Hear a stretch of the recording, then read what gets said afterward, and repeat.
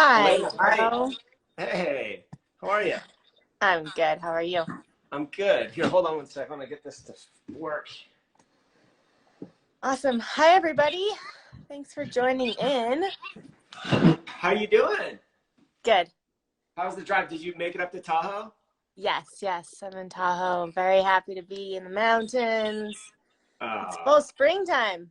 I know. Is it beautiful up there right now? Yeah, Yeah. it is beautiful. We have a little storm coming in, I think, but yeah, it's great. Yeah. Blessed to be in the Yes. mountains. Yes. Um, all right, guys. Well, my name's Joe. For those of you who don't know me, I'm the founder and CEO of Vuori. Super blessed and grateful to have Elena Hight, one of the most progressive, best female snowboarders of our time. The credentials go on and on. She's won the X Games gold. She's medaled over 7 times. She's competed in 2 Olympics. She's doing really cool stuff right now, which I'm really excited to talk to you about, Elena. But I'm also proud to call you a friend and super stoked. Thank you for chatting with us today. Yeah, thank you for having me. And big fan of Vuori and all that you guys stand for. So stoked to be chatting. Yeah, absolutely. So I've done a couple of these, and I'm just like, breaking the rust off. But the first way I like to start these conversations is a little something that we do in our leadership teams at Vuori. If people speak, they have to talk about their high-low, and their high being like a moment or something that they just really appreciate or they're grateful for. It could be a moment, it could just be a theme about like these kind of stay-at-home orders that we've had, and then a low being something that maybe you change or you haven't been super stoked on. So I got to ask you, Elena, what's your high and what's your low? I love that. The high is just being able to nest and do a lot of home projects. I travel really a lot. So being able to just be home and have literally nothing else to do but work on the house and garden has been really fun. And the low, gosh, I would say, well, missing the end of winter, missing springtime was really low for me. My favorite part of winter really is in the spring. But on a day-to-day, I would say just challenge of like movement, like getting bored with like the home workouts. I love the home workouts. They're fine. They're great. But like I hear you. eventually I'm like, I want to go do something fun. Totally. Like get out in nature and yeah. Is there anything from this time that you're going to carry with you, like post kind of like once the world opens up and you can get back in the mountains? Like, is there anything that you have learned that you're like, I'm going to actually keep this in my bag? Maybe this, not so much, but I'm going to keep. Is there anything like that? Anything you've learned? Yeah, for sure. I mean, I think the cool thing about this time is it's really giving us all an opportunity to examine, our habits and our lives and say like, this really hasn't been serving me and I can kind of leave this behind and pull this forward with me. I would say the one thing I've really been loving is having like a morning either meditation or breath work practice. And it's something that I've tried to kind of integrate before, but it's a little hard during the winter. But also just an excuse. I think I've really like after doing it for weeks at a time on the regular, I'm feeling like so much better. So I'm going to commit to doing that, even if it means getting up earlier. Yeah. Well, I want to get into mindset and stuff like that. And, I watched the Ode to Mir film, which I'm a huge fan of. I actually watched it again last night because I just wanted to, I was like, I'm going to watch that before we chat and feel more connected to what we're chatting about. But, mindset is something that I've been a student of for a long time. And, when you mentioned you were kind of getting into breath work, like for people that don't know anything about breath work, like how would you describe like breath work or just like the way it makes you feel or like why you do it? Yeah, I mean, I think the cool thing about breath work is we all have heard, the benefits of meditation and how quieting your mind has all of these physical benefits and psychological benefits, but oftentimes it's pretty hard as a beginner, and it takes a lot of practice to be able to just sit and like clear your mind. And I find that breath work is like a really good practice for type A people like me who need something to like tangibly hold on to and be like, I'm not just like sitting here trying to do something that's not coming. And it creates a lot of the same effects, I think, as meditation. I think that for me, like, it's something that, depending on the type of breath work, you can incorporate it also any time of your day and whatever you're doing. So it's something that like is really useful as a tool and not just like a consolidated practice in your home. Yeah, for sure. It was definitely for me. I got into yoga like 10 years ago, and then maybe meditation about, I don't know, maybe 6, 7 years ago. Like the yoga kind of led to meditation, and I was like you, like very busy mind, and like I'm a very physical person, so I need to be like in my body. That's when I feel at most at peace. And breath work for me was like definitely a way to fast forward. Like it would take me like 20 minutes of meditating before I finally felt like I was kind of getting to a place where I was like getting the benefits from it. Even though they say just sit with your eyes closed and just follow your breath and you'll get the benefits. For me, I really felt like I would walk away from a lot of meditation like, I don't know if I got the benefit of that. But the breath work, it would be like literally 5 to 10 minutes of breath work, and all of a sudden I could close my eyes and just be at like complete harmony with my body and really still my mind. So I couldn't have said that better myself. That's exactly like the response that I've had to it. It's so powerful. Like, Yeah, it really is. I think a lot of people are like, breath work? Like, what are you smoking? But Well, the cool thing is I mean, when you think about it, it's the one thing that we do all day long, no matter what. It's like from the moment we're born until the moment we die, and being able to harness that and be intentional about it, I think has a lot of powerful yeah, things. for sure. I mean, I was going to get to the like big mountain stuff you're doing kind of later in the conversation, but I am curious, like, you obviously have, lived a life where you've had an incredible relationship with risk, through the progression and the trying new tricks and bringing, creating new tricks, being the first, to like flying out of the half pipe, being so high above the ground, to now doing a lot of big mountain stuff where there is tremendous exposure. And we'll talk a little bit about that kind of later, but I'm curious, like when you find yourself in that place, and I don't know how long you've been doing the breath work, so this might not be even relatable, but I'm curious if those practices are things that you can go to in those moments where you're having like a nervous system reaction, or you're finding your body starting to get tense or nervous, or you're faced with fear and you're having a physical response. Like, have you been able to like turn to breath work or some of the things that you're learning there, to calm yourself in those times? Yeah, absolutely. I think subconsciously I've been doing it for a really long time. Before, I had this like breath work practice that I was working on. It was kind of a subconscious, just like, how do you calm those physical reactions to fear or excitement or nervousness, in a split second, really, in a moment when you don't have the luxury of like walking away or like talking to someone or anything like that.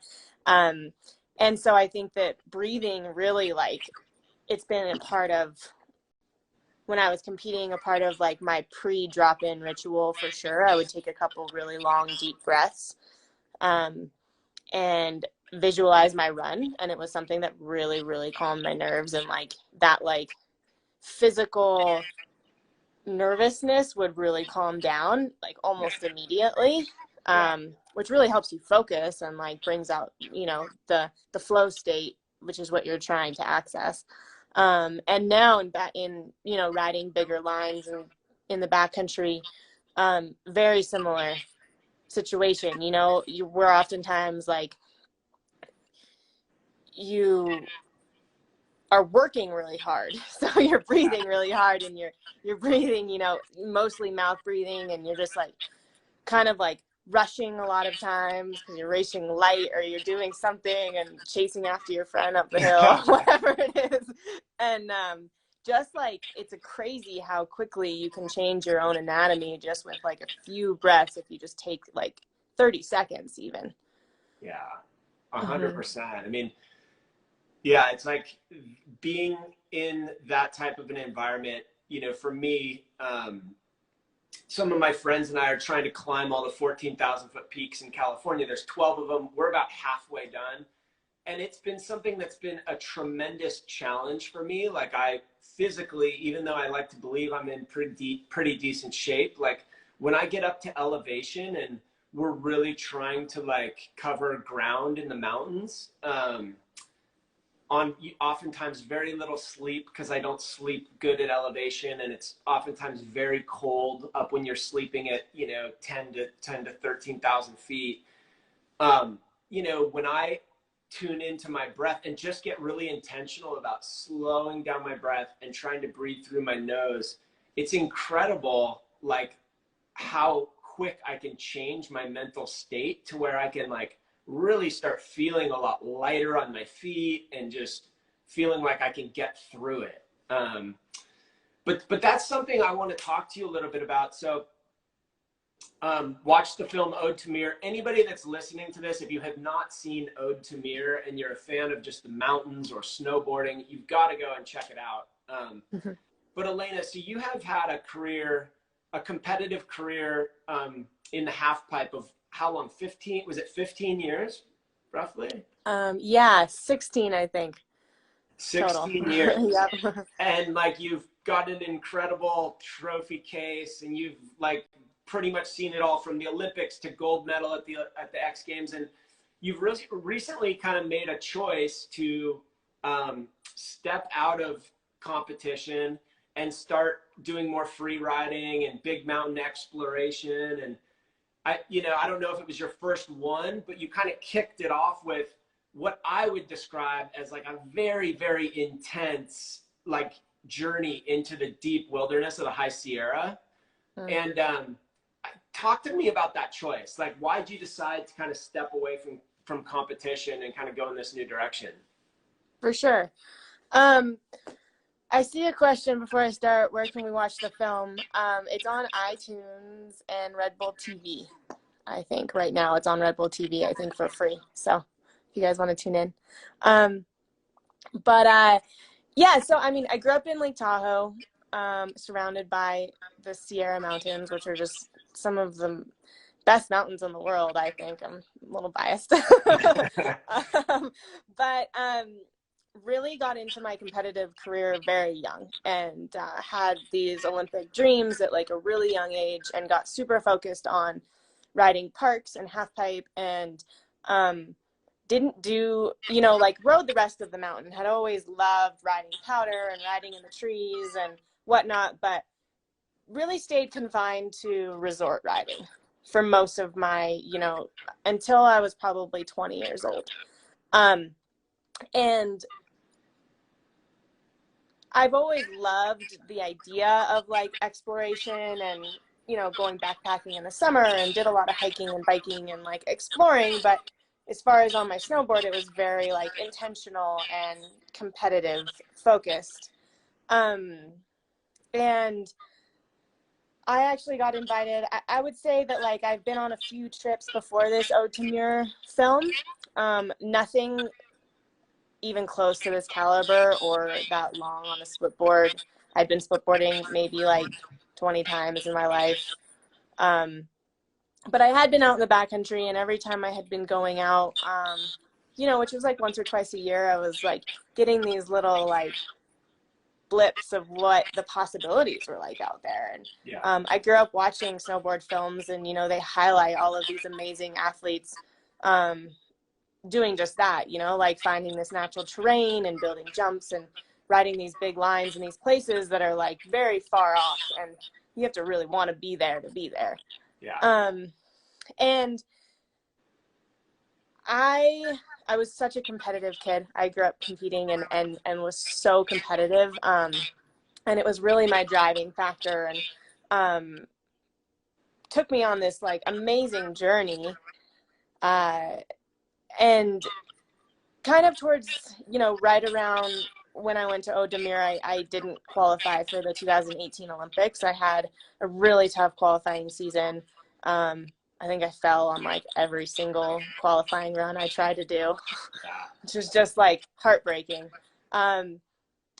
But also at the same time, it was kind of one of those things where I love competing for a lot of reasons. One of them being the community, the ability to just like push your limits and like see what you're capable of.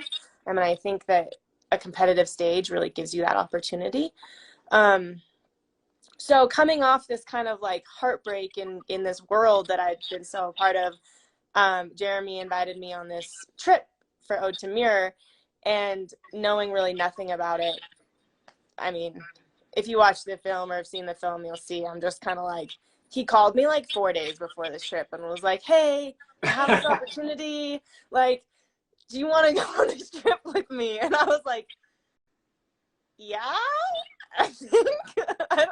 What is that even? Like, I'm like, go back, and I'm like talking to my family about it. They're like, okay, well, let's watch his films. And I'm like watching his like last film, like Higher, where he goes to the like highest mountain in the Himalaya. And I'm just like, what am I doing?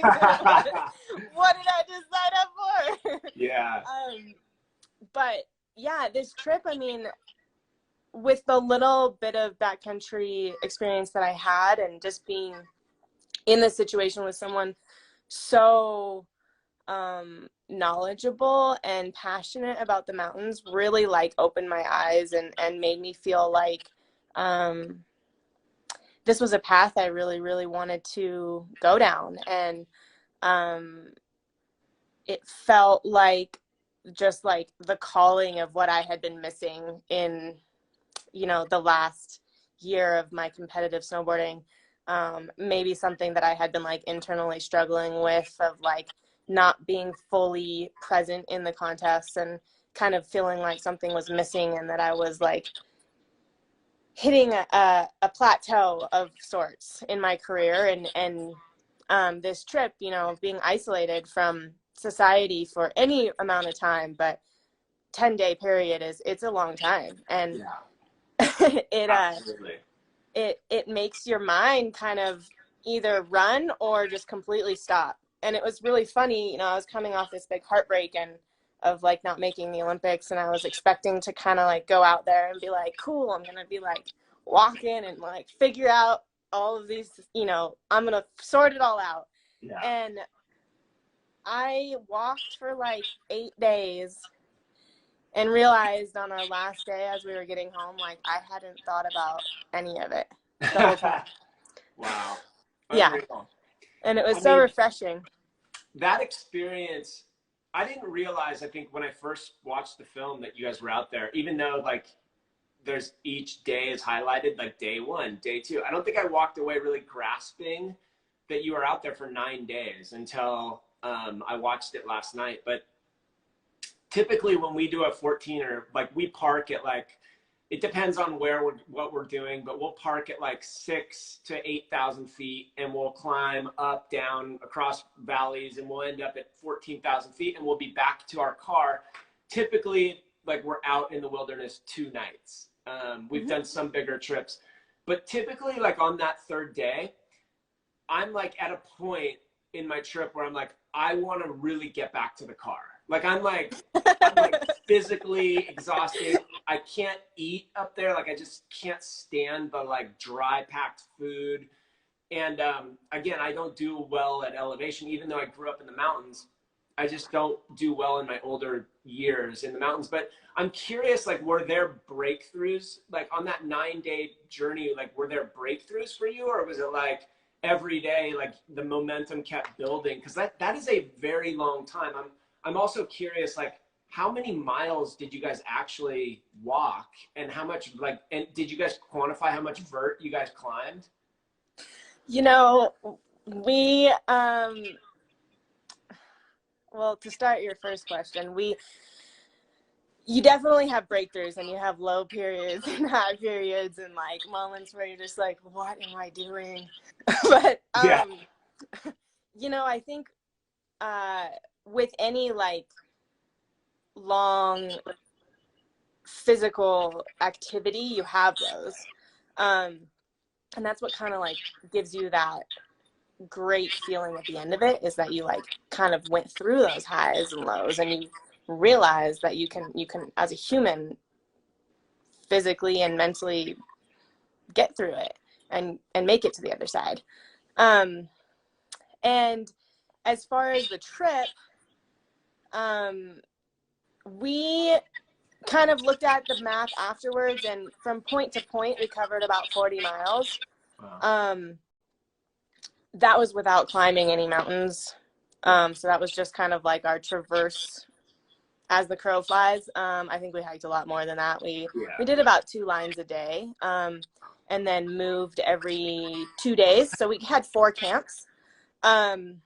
And, you know, I would say there's like the first day was the hardest. Like the first night I couldn't sleep, altitude, the whole deal. Like woke up and I was just like, I might have to go home tomorrow.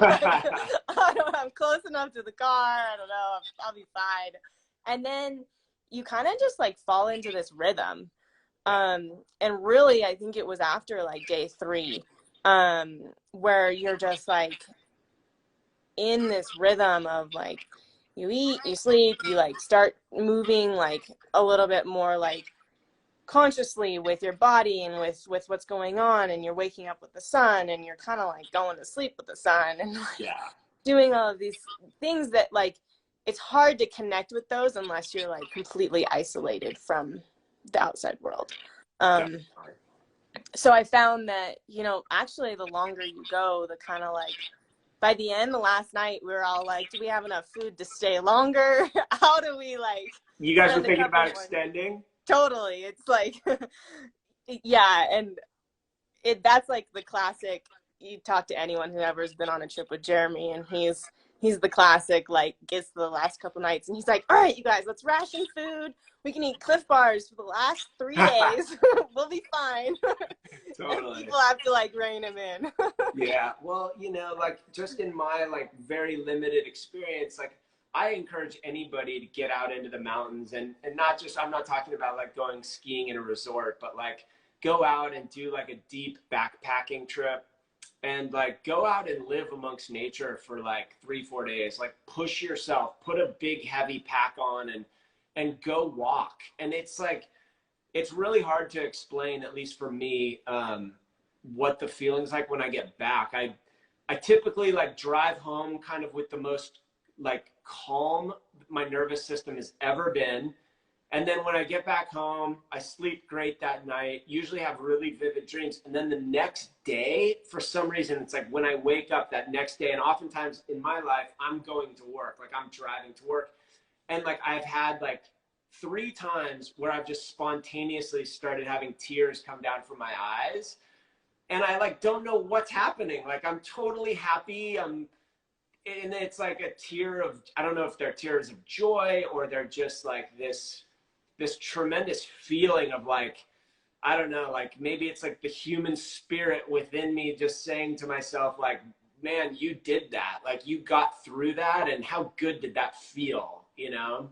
Mm-hmm. I don't know, like for you, like, do you have any of those moments, like where there are either like moments of clarity from these type of trips, or I don't know, any kind of release for you? For sure. I mean, I think that the really cool thing about nature is that it doesn't matter who you are or how long you have to like, how long you need to be out there. Like 10 days might be completely out of the window for a lot of people, which I totally get. but you can kind of experience the same things, like you said, in like an overnight backpacking or 2 nights, like, especially if you've never experienced it before, because it's so easy for us to like get stuck in our comfort zone. And as humans, we like our comfort box, you know, we like to be like in this place where we can predict what's going to happen and where there's no uncertainty, and it feels safe. And really, it's like you push past that and you start questioning everything about the choices that you've made. Yeah. And then once you realize that you're okay past that, I think that's where like the magic happens. And that's where like your mind finally your ego shuts off, and you're able to really like connect with this, with nature and with like everything around you, and really with yourself without any distractions. Yeah. It's such an incredible like toolkit for like life, you know? Yeah. For me, a lot of my life, especially more recently, has been about building a company. And like, you can read any entrepreneurial book and they're like filled with all these cliche kind of like pieces of advice, like never give up, put one foot in front of the other, like just take that first step. And it's never more true than when you're on a backpacking expedition, where like you literally like those first steps are like can be really painful, like in your joints, in your muscles. You're like, how am I going to carry this 50-pound pack all the way up there? But like you just take that first step, and like before you know it, like a half hour into your trip, you're like, this pack doesn't feel as heavy as it used to, and you just kind of like, it's just never been more true. And that, in a lot of respects, that's why our tagline is the rise and the shine, because it's all about like that, keeping that momentum in these times where we might be limited by our mind, or we might be presented with an obstacle. And it's that feeling that you're describing, or when you do get to the summit, and the Ode to Mir does such a good job of that, just feeling that stoke that you guys have when you reach a summit, or when you just like wrote a new line.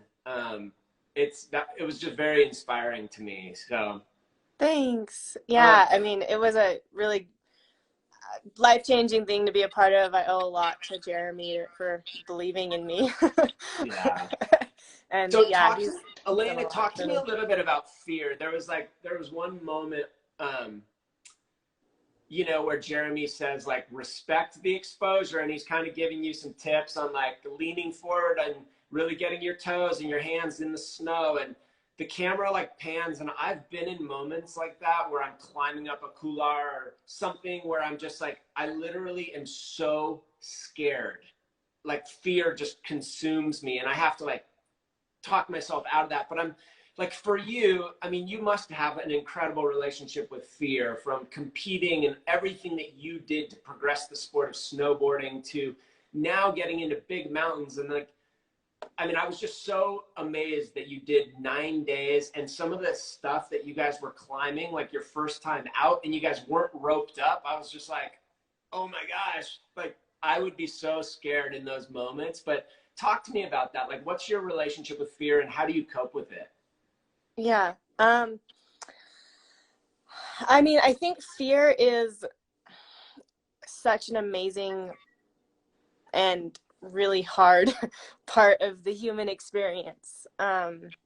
Whether you're an athlete or a business owner, or, just someone trying to make it through an everyday situation, I think that there's a lot of psychological fears that make us feel like, question what's happening, and make you stop and really have this like not only mental effect but physical effect. I mean, the physical effect of fear is really can be paralyzing.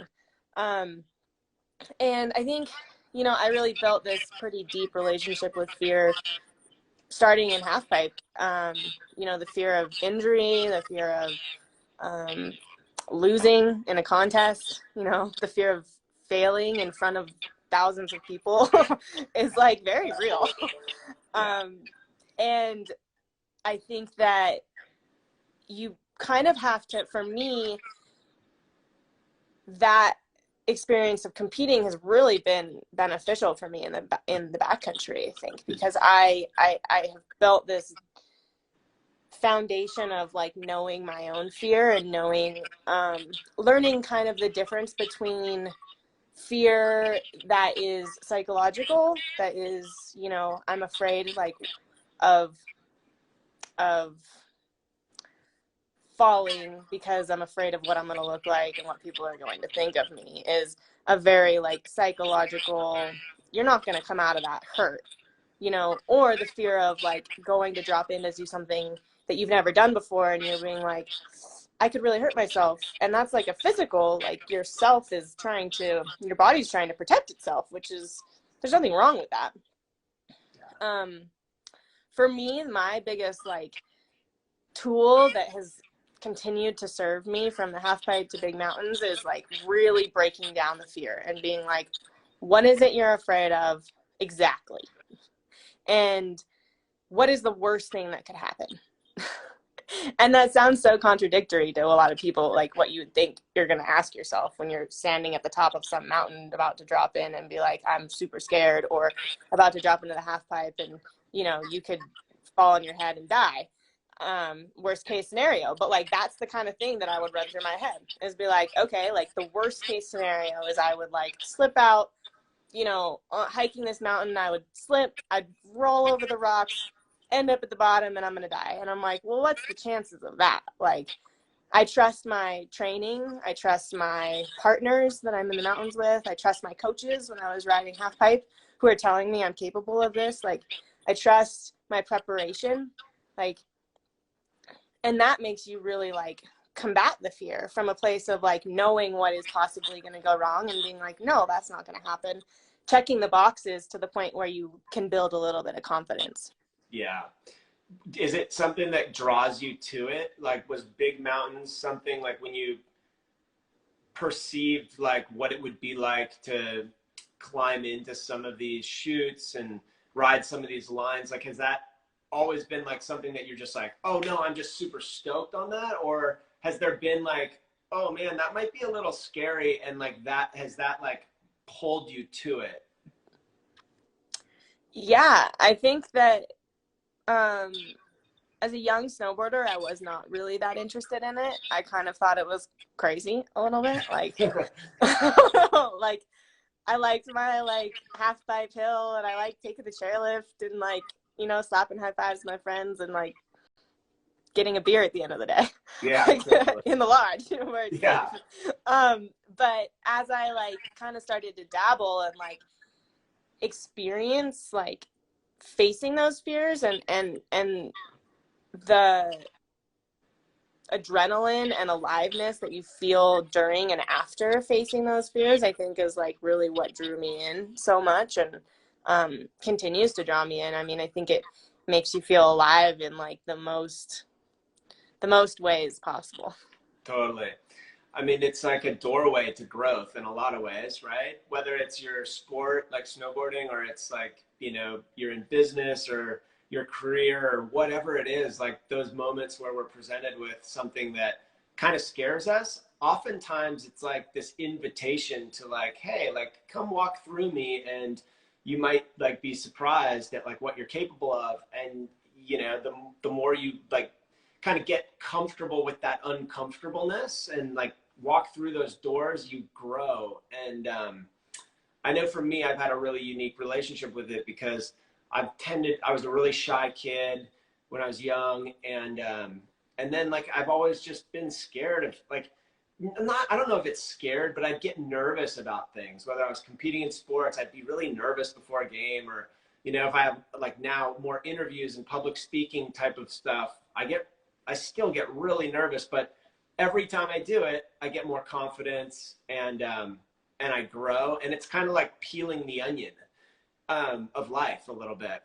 And I'm curious, like, you know, that decision to, like, when you were still competing at the end there, like, were you in love with snowboarding?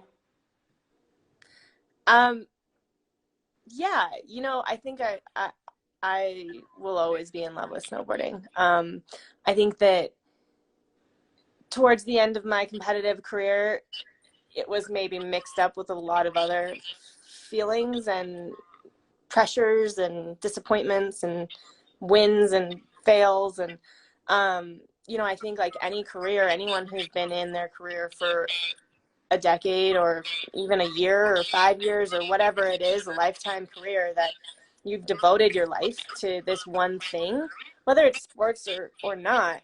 I think you go through those periods of like asking yourself those questions of what am I doing? Like, is this still what I love? Like, am I still the best person that I can be doing this? And like, I definitely went through highs and lows of being like, this isn't bringing the best out of me. Like, I can see it.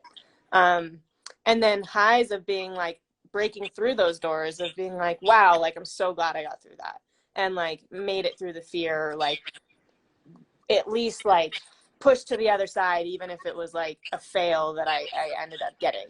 And I think that those, like you so eloquently said, I think peeling back the onion is like, that's how we grow as a human. And that's what continues to give us more opportunities. And just being open to those experiences, I think is the beauty of it. I think for me, I competed on tour for, like I said, 16 years. And I feel like I grew up in snowboarding and grew up in this sport.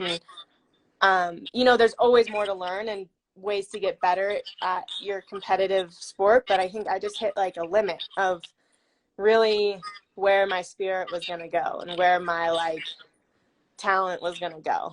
And really, you know, my love for snowboarding is what has kept me in it and kept me like, made me kind of drew me to this other side of snowboarding of being like, well, maybe this isn't, you know, maybe you've hit your cap here, but there's this whole other world where you can use the tools and use your, you know, all of this time that you've really put into it and still excel, or at least, you know, pursue this other side. Yeah. Well, yeah. And like, you know, I think peeling the onion is so relevant because you've got this incredible physical toolkit, right?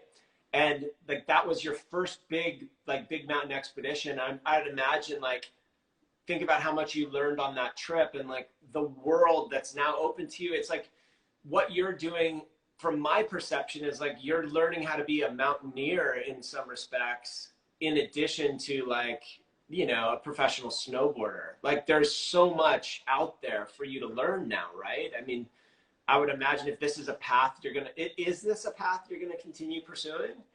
Yeah, for sure. You know, I think that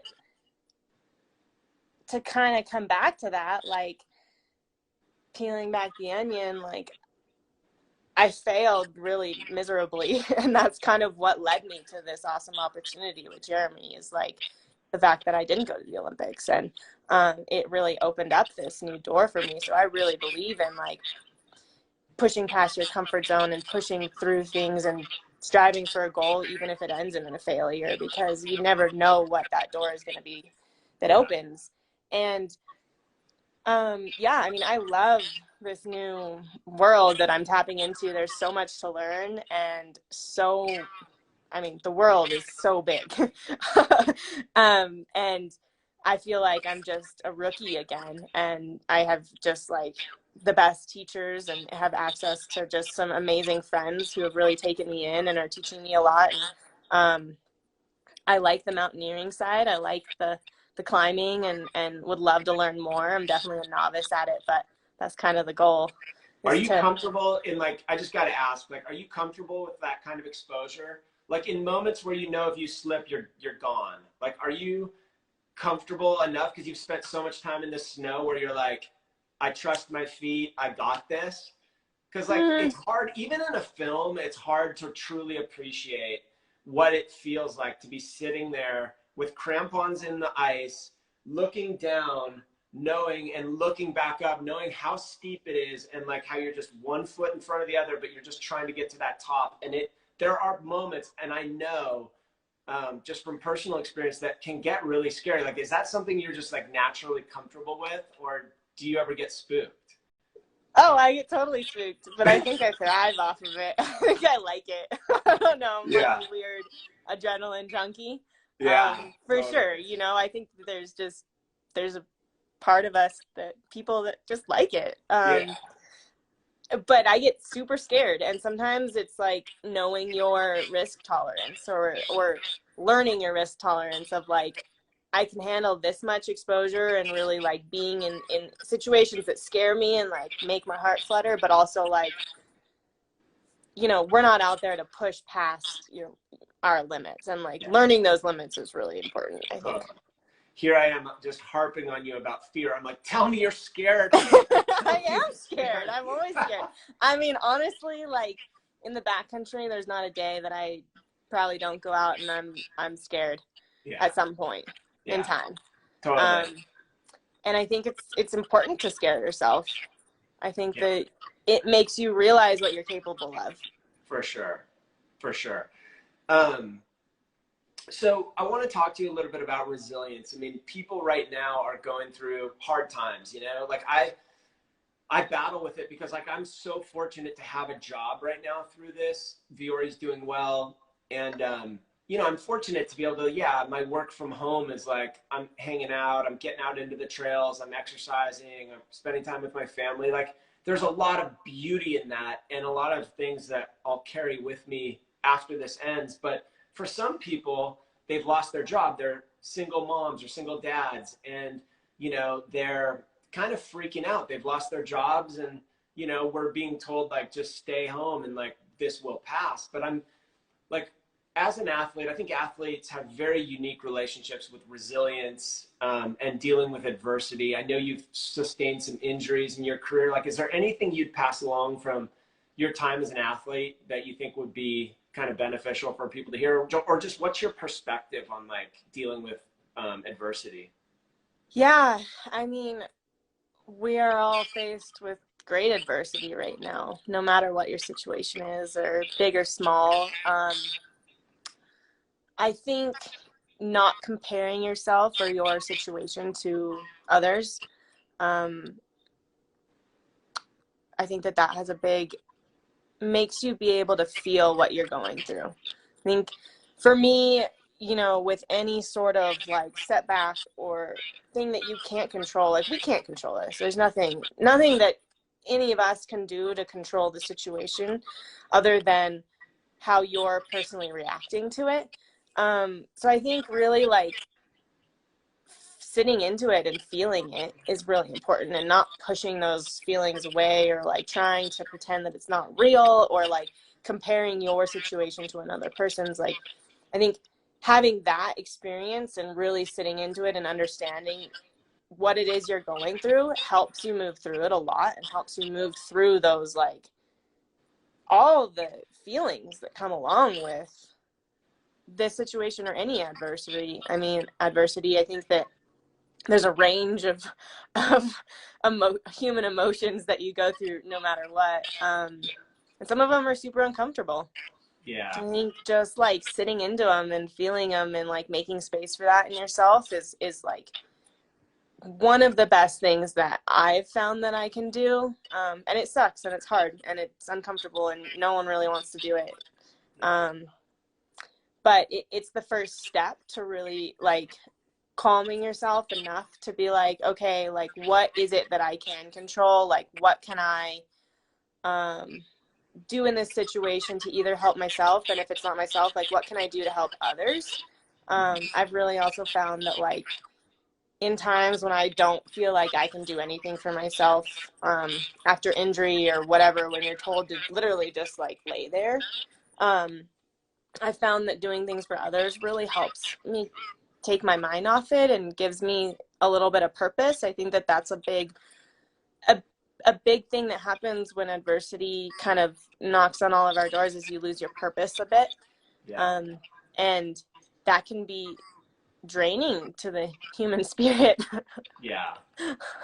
Yeah. It's, I mean, 100%. That's so well said. And that's something I hadn't really thought about, but it is true. Like when you invest in doing something for somebody else, you know, whether that's giving back through like a not-for-profit or just helping a friend, like they feed, those experiences feed us in really big, in really rich ways. I think that's really well said. That's something that I hadn't really thought about, but it's very cool. So, and on that subject, you know, I know you've been doing some work with POW, which is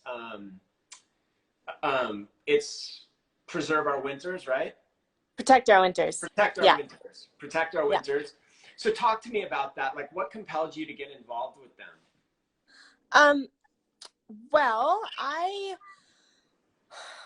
see, probably about 6 or 7 years ago, we had a really, really bad winter in Tahoe. Super big drought in all of California, lots of wildfires. Tahoe was hit super hard. And that was the first time that climate change really affected me on a personal level, affected my family, on, you know, my immediate community, on the ability, you know, tourists weren't coming to Tahoe, which is a huge part of our economy, and affected my career. You know, we ended up, a lot of things were canceled and a lot of just like events were postponed, and it was all really because of this warm winter, and that drug on through summer, and that made me just brought to the forefront for me the fact that like climate change is here, and it's rapidly changing our world at a rate that's like not a let's do something about this tomorrow type of thing. And so I joined Protect Our Winters. Basically, they are a nonprofit started by Jeremy Jones to unite the outdoor sports world, sports community, sports athletes, everyone. You know, we're all athletes, anyone who loves the outdoors, and help us really advocate for the environment and for these places that we love, and advocate for public lands, advocate for you know, protecting these legislations that are in place to help keep our water clean, keep our air clean. And so I've been working with them for, like you said, about 7 years. It's very broad range of things that we do. I've talked to kids in school about climate change, gone to DC, and gone lobbying with them. Most recently, we are really focused on getting people out to vote in November, because, you know, as much as the little changes that we all make in our personal lives do make a difference, to make a big stab at climate change, it has to come from a legislative level, and it has to come from the government, and you know, making those changes at a very fast pace, for more than just, you know, each one of our footprints. So yeah, the next 6 months we're really just focusing on uniting everyone who loves the outdoors, and hoping that we can all come together and vote in November for leaders that are for protecting our climate and protecting our environment. It's so important. Very, very well said. I mean, we are in this really crazy times where like everybody's eye is on the coronavirus, you know, and people aren't really thinking about anything other than the economy and people's like immediate health. They're not thinking a lot about the natural world. I mean, it's incredible. Like, you know, I was talking to Cyrus Sutton last week, and you know, he was like, you know, it is cool that because we haven't been driving around a lot, you know, there's streams in like Italy that are clean for the first time. And, you know, there's like all these things you can point to. There's less like CO2 in our environment like than there has been for a long time. And so you can point to these things that are like really beautiful that you know, these stay-at-home orders have given us. But at the same time, that's not like truly sustainable. You know, we really do have to like make decisions, whether that's as a business, like Vuori has a really active plan to move towards more and more sustainability, less environmental impact in our entire supply chain. And that's something we're very committed to. We're going to be going carbon neutral in the coming year. And it's up to us as businesses, as citizens, to get out there and be proactive.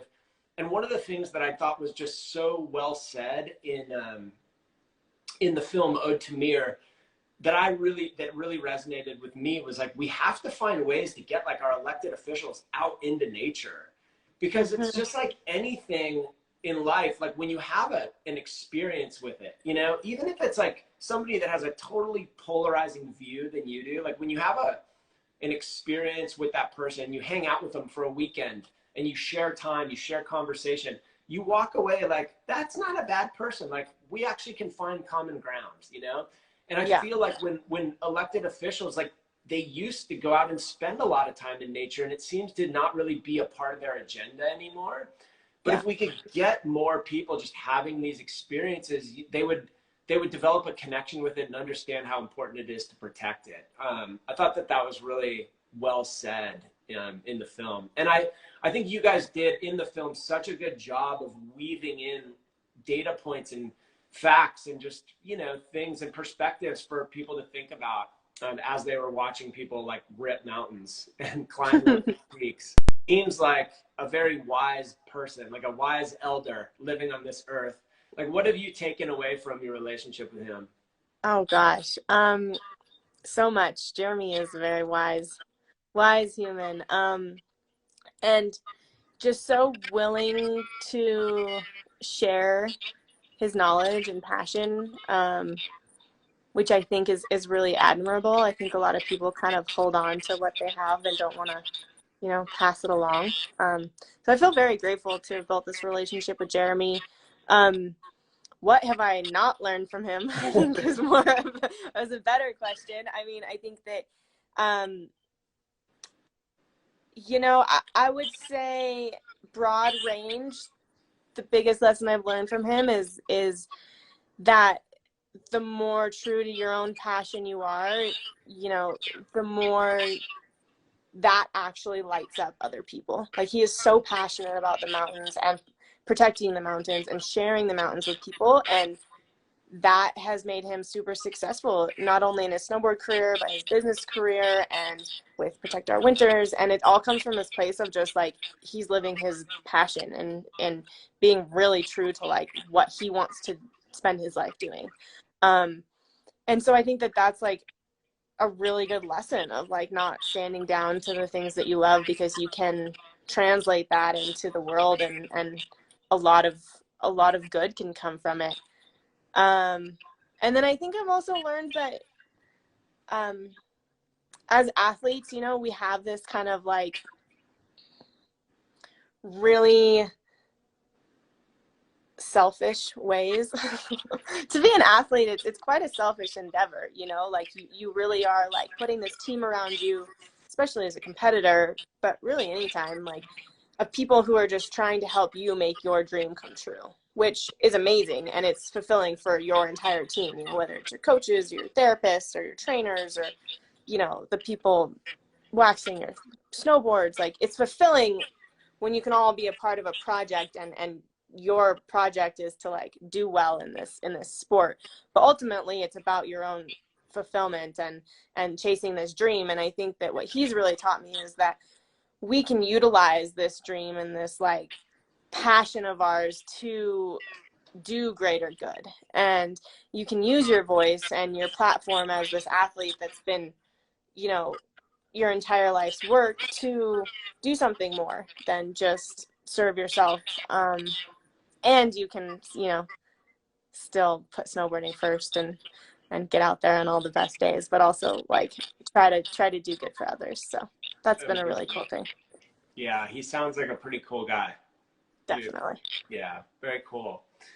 Yeah, I think now is an interesting time, and if people don't, if you haven't figured out what your passion in life is, or you're struggling, like that was me, gosh, about 8 years ago, you know, kind of just not really certain on like what path I wanted to take. I knew that I didn't want to pursue like dollars, like that wasn't what was going to light me up.